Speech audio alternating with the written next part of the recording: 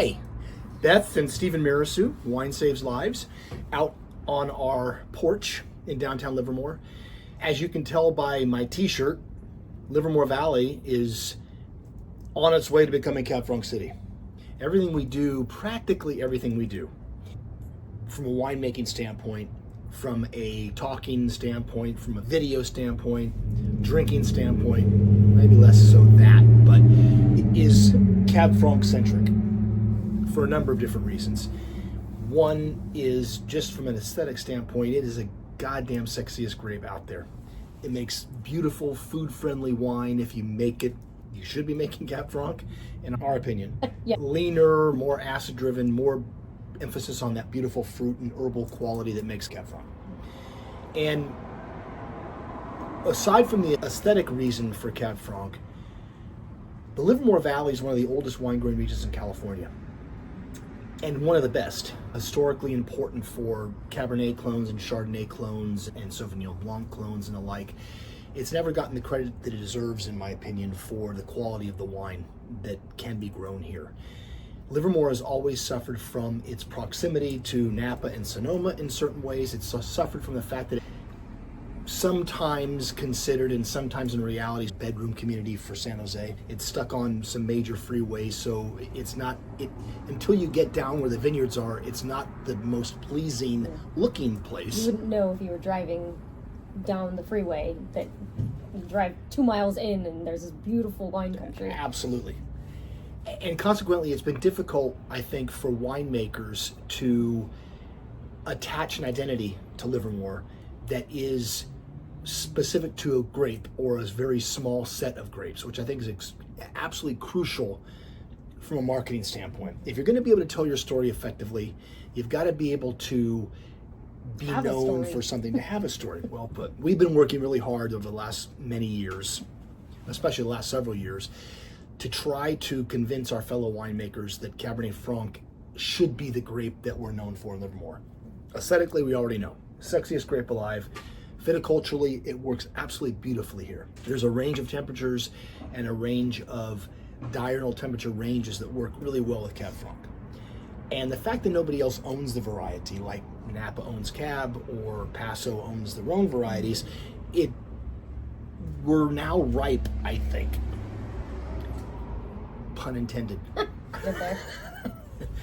For Livermore to begin to try to gain a sense of itself, to create a sense of itself for consumers. And we do a lot of work with Cabernet Franc, not only in making wines that are available in restaurants and stores, so larger lots of wine, and not only single vineyard wines from the Santa Cruz Mountains and mostly from the Livermore Valley, not only wines for our club members, but we are trying to figure out ways to learn about the variety and to make wines that are really interesting for consumers, interesting for us as wine consumers and wine lovers, but also I think wines that will increase our understanding of what the variety can do here and how it best expresses all of these wonderful things that it expresses. Which leads us to the Element series. Mm-hmm. We were in the Loire Valley earlier in the year, and practically everywhere you go, you're either in a limestone cave or you're near cement fermenters / aging vessels. And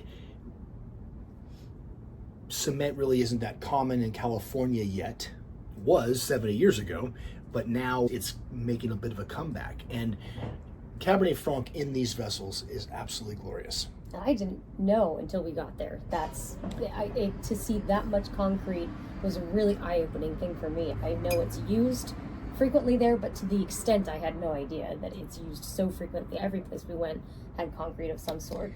Didn't you feel as if when you tasted those wines from Chinon and Semur-Champagny that it was like walking in those caves? Mm-hmm. There's a very particular smell of that limestone, and the wines tasted like the caves smelled. It was and it's unlike anything I've ever smelled before. It was very cool. And I think the concrete tends to mimic that in a way. It gives you a sense of earthiness in a way, a sense of cold, malleable stone in a way. And when we got back to California and started planning for the 24 harvest, we felt as if we should be looking at adding certain things to our repertoire in terms of aging. Just to see, because if the place where the best Cab Franc in the world is grown uses that much concrete, we should see if it works in our area too. And we tend to get in these ruts of, we do this just because we do it. We put wine in wood because that's what we do. We put wine in these different vessels. If we have an opportunity to try out something that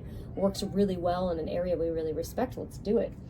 Absolutely. And consequently, we created this series, what we call the Elements series. Here's a look at the Elements, which is a blend of 3 different Cab Francs. We'll talk about that in a second.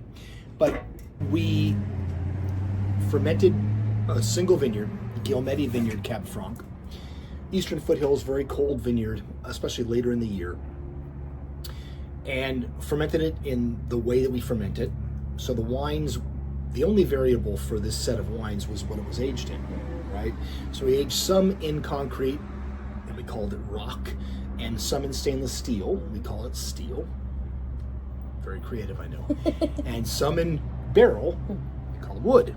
And then we made a blend of those 3 wines, which we called Elements. They were all aged exactly the same amount of time, 10 months for each of them. So Right. after fermentation, put them aside, and then bottled them all at the same time, so they all got exactly the same amount of time in each different vessel. And the results really were spectacular. I think that the differences between the wines are awesome and interesting and delicious. The blend, and I wouldn't normally look at this as an advantage necessarily, but the blend right now, to me, you can pick out the pieces. And that's what's really cool about this, is we've been talking to some people about this, and we were showing these wines to the first set of group to taste all 3 of them, and then Elements. And we talk about this all the time in winemaking, of this is the result of this decision. And we talk about that all the time, but we don't often get to showcase that in a set of wines. That we've talked your ear off about all of this stuff, but why don't you taste it and see what it's like in all these different vessels? And it was cool to see what their favorite was. That was varying. Everybody, From group to group, yes. there's different favorites for each. But then to see what people picked out in Elements, and I think everybody went, oh gosh, now that I know what that tastes like, I get it in this wine. And now that I know what rock tastes like, I get it in this wine. And the wood component, I get it in this wine. And it's cool. You just see the wheels turning of people going, oh, holy cow, that's really cool. I can see all 3 of these wines in this. It reminds me, I hadn't thought about this before, but when you put together that set of aromatics that people were able to smell line that are traditionally part of what you'd expect for Cab Franc, that there's Cab Franc, I get, again, made in the way that I think it ought to be made, is fairly transparent, and it shows its aromatic complexity very readily, especially if you're not using new oak. And I think that these wines do the same thing. They not only do they show smoked paprika, and they show bay leaf, and they show red fruit and dark fruit, but they show a cleanliness from stainless steel and an earthness that, or put it a different way, stainless steel doesn't offer anything to the wine. It's in an airtight container for the most part, and it accentuates just the purity of fruit That's there. because it's a very pure Right. representation of Cab Franc. And rock, on the other hand, there is an aromatic difference there. There's certainly a textural difference. And that's probably my favorite of the series so far. It's my favorite right now too, Yeah. but we'll see. Yeah, we'll see how- They change. They These change a wines lot. are very 2023 vintage. We wouldn't normally pull them out so early, but it felt like the right time again to be making a concerted effort to dive deeper into Cab Franc.